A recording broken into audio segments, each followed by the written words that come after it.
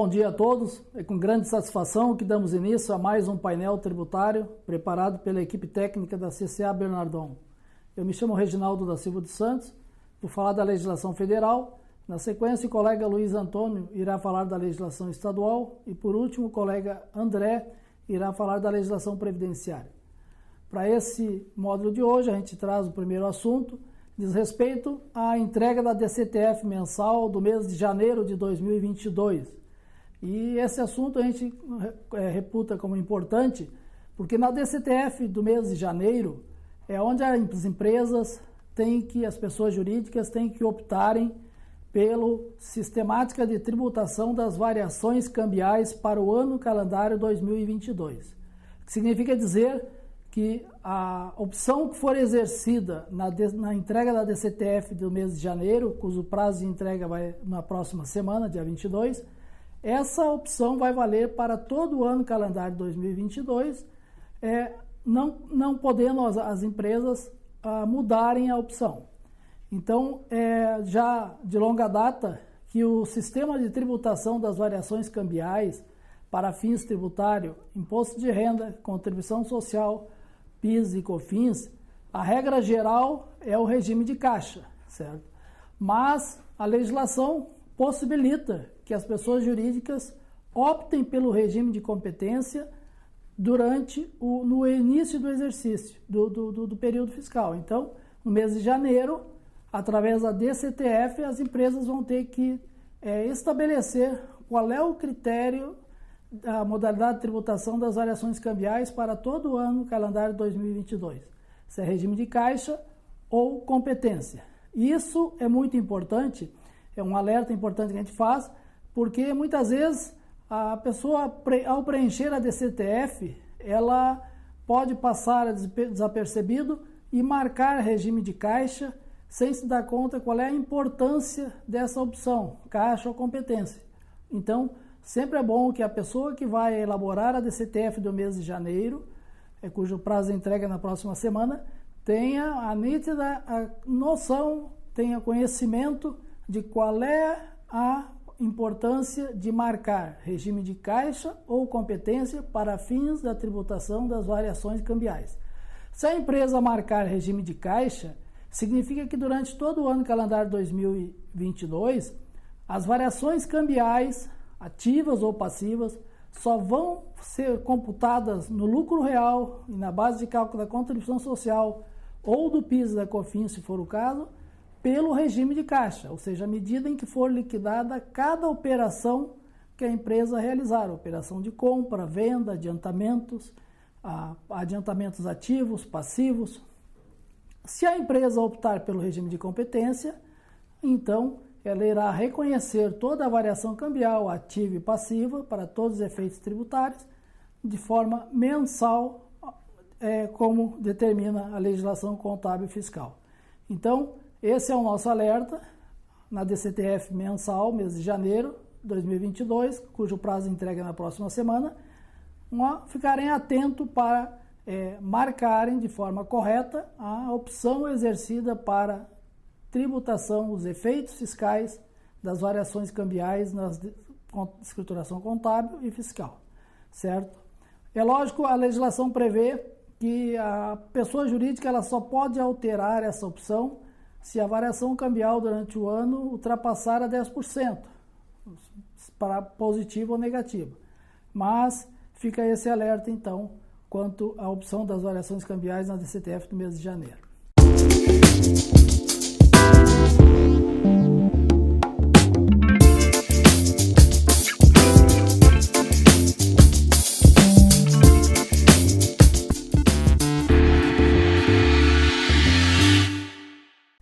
Depois, segundo assunto que a gente traz para apresentar aos senhores, diz respeito à tributação do PIS e da COFINS, do diesel, biodiesel, gás liquefeito de petróleo e querosene de aviação.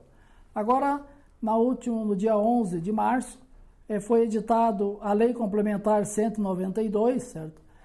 Que foi bastante divulgada aí pela mídia, né? E uma das alterações dessa lei complementar, ela fixou a alíquota zero da tributação do diesel, o biodiesel, o GLP, gás de efeito petróleo, e a querosene de aviação até 31 de dezembro de 2022. Mas essa tributação pela alíquota zero, ela é somente para o produtor ou o importador desses combustíveis, o que significa dizer que o resto da cadeia não é afetado. Inclusive, na lei complementar está estabelecido que, apesar de ser aplicado a alíquota zero, as demais pessoas jurídicas que compõem a cadeia, inclusive o adquirente final, fica assegurado o direito à manutenção dos créditos vinculados a essas operações. O que significa isso? Então, o transportador rodoviário, as empresas de transporte rodoviário, que utilizam o óleo diesel como insumo, tomam crédito das contribuições do PIS e da COFINS, eles vão poder continuar a tomar o crédito das contribuições sobre o óleo diesel, mesmo que o óleo diesel esteja sendo tributado pela alíquota zero lá pelo produtor ou importador. E também as demais pessoas jurídicas da cadeia produtiva que têm direito ao tomar crédito sobre o óleo diesel quando este compõe como insumo na sua atividade, também vão poder tomar crédito das contribuições PIS da COFINS sobre esses combustíveis.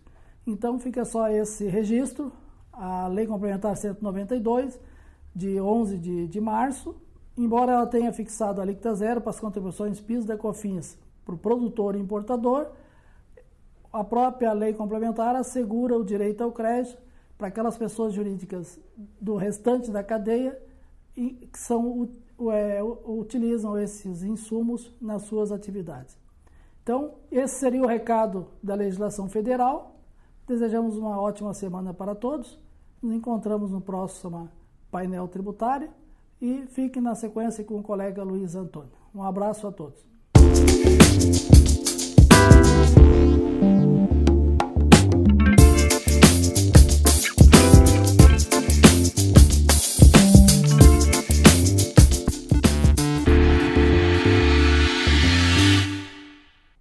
Bom dia a todos. Nessa sessão do painel tributário da CCA, vou destacar as alterações da legislação do Imposto sobre Produtos Industrializados, o IPI, e também do ICMS do Estado do Rio Grande do Sul, publicadas na semana passada. Primeiramente, as alterações vinculadas ao IPI. A primeira alteração diz respeito à redução de alíquotas do IPI, que foi publicada através do decreto 10.979 e teve uma alteração agora pelo decreto 10.985 do dia 9 de março. Essa alteração, ela reduziu de modo geral as alíquotas do IPI em 18,5% e 25% e esclareceu que as alterações das alíquotas, reduzindo as mesmas, serão calculadas com, no máximo, 2 casas decimais. No entanto, caso a aplicação do percentual da redução resulte em valores com 3 ou mais casas decimais, a redução a 2 casas para a fixação das alíquotas, quando o algarismo correspondente aos centésimos for seguido de algarismo inferior a 5, esse permanecerá inalterado e, se superior a 5, será somada uma unidade ao número de centésimos. As notas complementares foram ajustadas observando esse critério, conforme consta lá do anexo do referido decreto. Os distribuidores poderão efetuar a devolução ficta ao produtor de veículo classificado na posição 8703 da tabela do IPI dos automóveis existentes em seu estoque em 25 de fevereiro de 2022, mediante nota fiscal de devolução e respectivas instruções a respeito, observado que a devolução ficta poderá ser efetuada até 30 de junho de 2022. Depois tivemos a publicação de um comunicado da Receita Federal tratando deste mesmo assunto, porém considerando a entrada em vigor a partir do próximo dia 1º de abril da nova tabela do IPI, que foi aprovada lá em dezembro pelo decreto 10.923. A Receita Federal, então, informa que está preparando uma minuta do novo decreto para que a redução geral do IPI, promovida agora por este decreto do mês passado, não sofra qualquer alteração. Isto porque a tabela que havia sido publicada em dezembro entra em vigor a partir de 1º de abril de 2022. Como houve essas alterações reduzindo as alíquotas, então precisa ser feita uma adaptação na tabela que entra em vigor a partir de 1º de abril de 2022. Depois, passando para a legislação do ICMS do Estado do Rio Grande do Sul, e também notícias a respeito da legislação, das alterações que o Estado promove, né? Tivemos uma publicação no site da Secretaria da Fazenda, no dia 9 de março, quanto à autorregularização do segmento indústria alimentícia. Esta notícia, então, sobre o novo programa de autorregularização abrangendo o setor da indústria alimentícia, tem como foco as operações envolvendo a comercialização de massas alimentícias com aplicação da alíquota e IMVA incorretas, gerou divergências e inconsistências que acarretaram pagamento a menor do imposto devido. Então, a autorregularização tem por objetivo exatamente propiciar ao contribuinte a regularização da situação de débitos com o benefício, ou pelo menos com multa reduzida, né, ao nível de multa moratória, no caso do ICMS, de 20%, né, mais a aplicação dos juros Selic. Também outra notícia publicada no dia 10 de março agora, diz respeito ao posto fiscal, a escrituração fiscal digital. Então, o Estado noticiou, então, no seu site, a implementação desse chamado PFEFD, Posto Fiscal Escrituração Fiscal Digital, com o objetivo de resguardar a isonomia e proteger a competitividade dos fornecedores gaúchos e aprimorar o controle do recolhimento do ICMS devido por adquirentes na entrada de mercadorias no estado do Rio Grande do Sul. Com a informação migrando para o âmbito digital, os encaminhamentos realizados pelos contribuintes e a análise do próprio fisco acaba ficando facilitada. Assim, a empresa adquirente gaúcha deve ter atenção redobrada à condição do seu fornecedor estabelecido em outro estado. A empresa precisa saber, por exemplo, se este possui inscrição de substituto interestadual no estado do Rio Grande do Sul. Também serão verificadas as entradas de outras unidades da federação em atividade semelhante à realizada pelos postos fiscais da Receita Estadual localizados na divisa com Santa Catarina, por exemplo.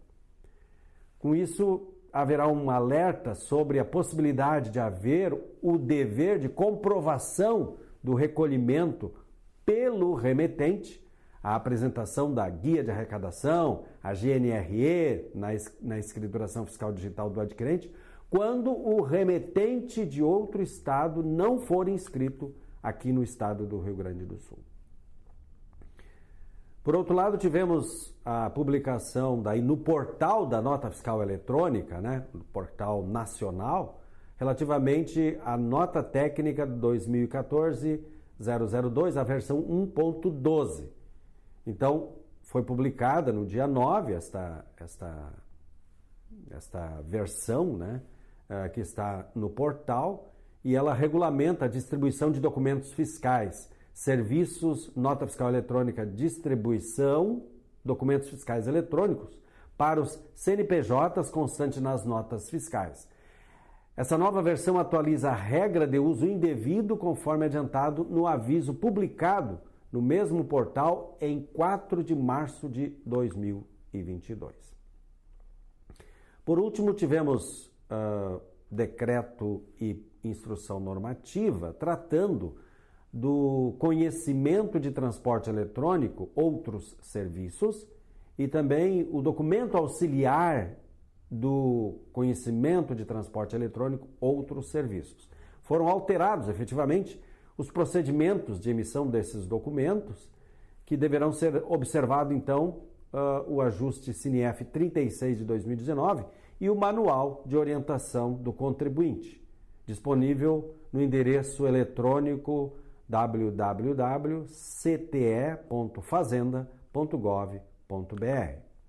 Aplicam-se também ao conhecimento de transporte eletrônico outros serviços naquilo que não divergirem do estabelecido na forma específica as demais disposições previstas para os documentos fiscais em geral e relativos a cada modal. As informações da área fiscal vinculada ao IPI e ao ICMS do Estado do Rio Grande do Sul que gostaríamos de transmitir aos senhores eram essas. A seguir, o colega André vai comentar as alterações da legislação previdenciária. Desejamos, então, um bom dia, uma ótima semana a todos e até o próximo painel tributário da CCA.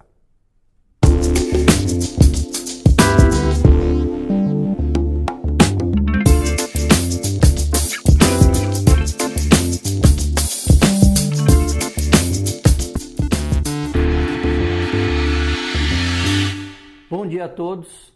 Na semana passada, o governo federal trouxe novo disciplinamento acerca do afastamento da empregada gestante, inclusive a doméstica, das atividades de trabalho presencial, determinando que a mesma deverá retornar ao trabalho após o encerramento do estado de emergência de saúde pública decorrente do coronavírus, após sua vacinação contra o coronavírus, a partir do dia em que o Ministério da Saúde considerar completa a sua imunização e mediante o exercício de legítima opção individual pela não vacinação contra o coronavírus, que lhe tiver sido disponibilizada, conforme o calendário divulgado pela Autoridade de Saúde mediante a assinatura de um termo de responsabilidade comprometendo-se a cumprir todas as medidas preventivas adotadas pelo empregador.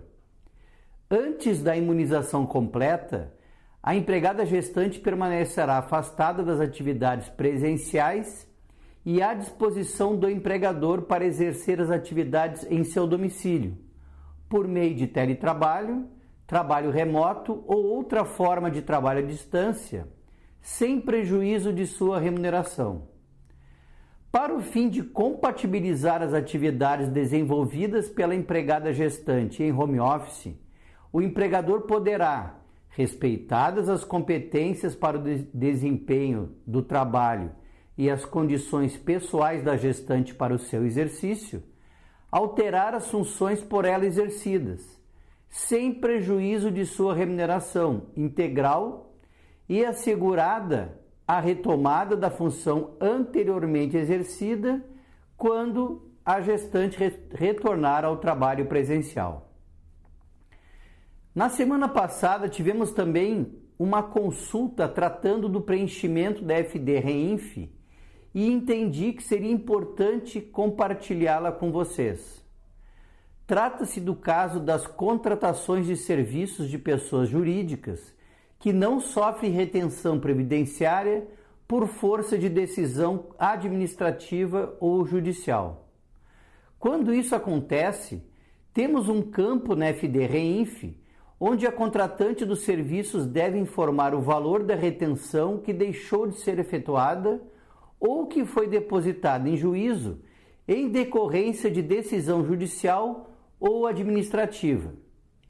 Ou seja, nesse caso, mesmo não tendo contribuição retida a recolher, a pessoa jurídica contratante dos serviços precisará informar o valor do INSS na FD-REINF.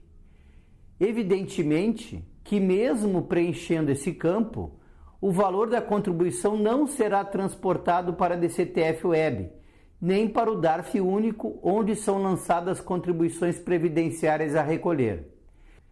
Importante destacar que precisará ser preenchido o evento correspondente aos processos administrativos, informando a existência desse processo do prestador de serviço e que causou, consequentemente, a não retenção da contribuição previdenciária.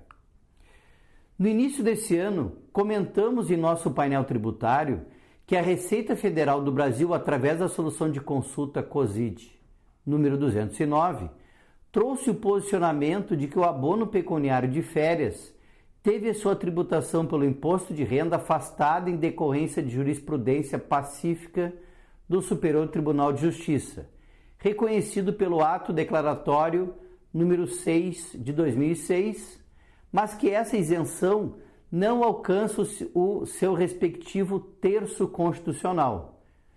Ou seja, segundo a referida solução de consulta, o terço constitucional das férias relativo ao abono pecuniário, pago no curso do contrato de trabalho, deve ser tributado pelo imposto de renda na fonte. Esse é um posicionamento no mínimo polêmico, conforme comentamos já naquela oportunidade, já que o princípio geral da tributação é que o acessório acompanha o principal. Logo, se o abono pecuniário é isento da incidência do imposto de renda, o seu terço constitucional também seria.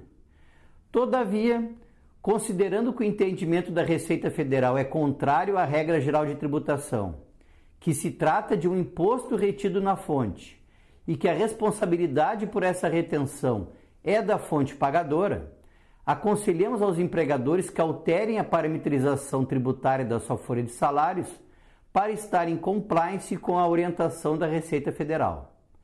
Caso contrário, para fins de afastar eventuais riscos, precisarão questionar judicialmente a incidência do imposto de renda sobre o terço constitucional do abono pecuniário das férias. Como é um encargo do empregado, no caso, fica o risco de não reter, fica para a empresa, razão pela qual o nosso aconselhamento de ou realizar a retenção ou discutir judicialmente a matéria, porque não fazendo nenhum nem o outro, a responsabilidade pode recair sobre a empresa e isso representar um custo para ela, já que o desconto posterior ficará mais dificultado.